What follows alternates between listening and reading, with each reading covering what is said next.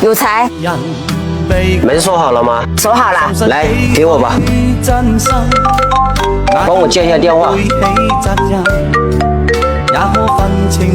有才，今天你们几点到家呀？妈，你别听他的，我们这边还没订好呢，说不定过节还得加班呢。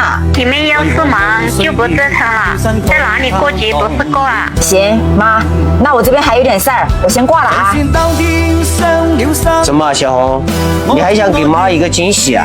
也算不上什么惊喜吧，跟他们说我们现在要回去，你信不信？他们现在放下电话，立马就去打扫卫生、铺床盖被、买菜做饭，受累不说，就我们这路上5、6个小时，他们还得提心吊胆，生怕我们出点什么事儿，还不如不说呢。小红，还是你说的对，回家过节是团圆，是尽孝，不是让我们去度假，让他们伺候我们。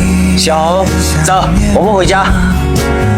不追不赶，慢慢走回家。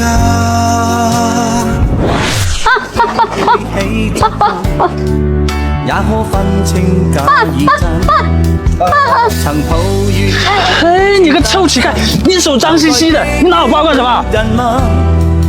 为何夢碎了，要身軀他當了真。走。就算當天傷了心，我知我亦是無憾。我的青春請放心，成就了身軀沒遺憾。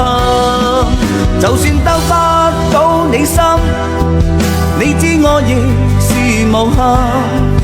有一種缺陷要無限。